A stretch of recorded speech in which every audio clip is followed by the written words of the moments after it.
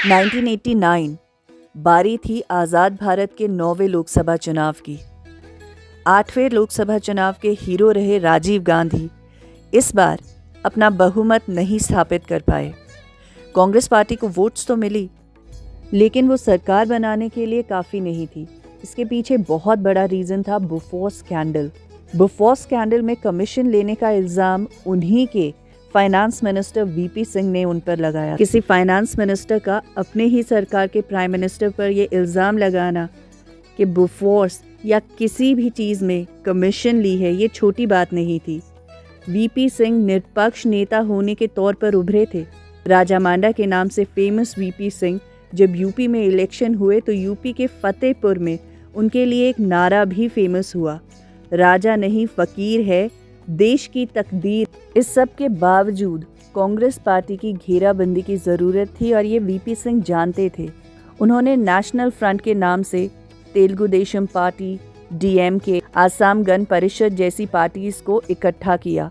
खुद national front के convener बने और एनटी रामा राव को उसका हेड बनाया। अब वीपी सिंह आज़ादी के बाद के पहले माइनॉरिटी गवर्नमेंट के प्राइम मिनिस्टर बने। चैलेंजेस कम नहीं थे। 1991 में हुई गल्फ वॉर की वजह से तेल के प्राइस आसमान छू रहे थे, फॉरेन एक्सचेंज डूब रही थी और भारत के पास केवल 2 हफ्ते के रिजर्व्स रह गए थे। राजीव गांधी की मृत्यु 1991 में हो गई थी और भी ऐसा बहुत कुछ हुआ जिसकी वजह से भारत का पॉलिटिकल ग्राफ बदल रहा था। डिमोलिशन ऑफ बाबरी मस्जिद दिसंबर 1990, बॉम्बे में सीरियल ब्लास्ट हुए 1993 में, लाल कृष्ण आडवाणी की रथ यात्रा वीपी सिंह के लिए बहुत बड़ा चैलेंज बनी। इतने सारे घमासान के बीच जब वीपी सिंह को ये लगा कि मंडल कमीशन को लागू करना उनकी जीत का अचूक उपाय बनेगा, 7 अगस्त 1990 को उन्होंने मंडल कमीशन को लागू किया था।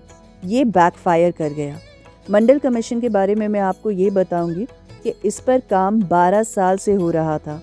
इंदिरा गांधी के समय में उस वक्त के प्रेसिडेंट ज्ञानी जैल सिंह जी ने इसका ड्राफ्ट भी पढ़ लिया था, लेकिन इमरजेंसी के कारण और बाकी सारे मसलों के कारण इसको लागू नहीं कर पाए थे। इसे लागू किया वीपी सिंह ने, लेकिन जो प्रोटेस्ट देश ने मंडल कमीशन के लागू होने के बाद देखे वो बेदर्द। कोर्ट में मंडल कमीशन के अगेंस्ट याचिका दाखिल की गई। 9 जजेस का बेंच बैठा था। इसके साथ साथ आपको बीजेपी की ग्रोथ को भी समझना होगा।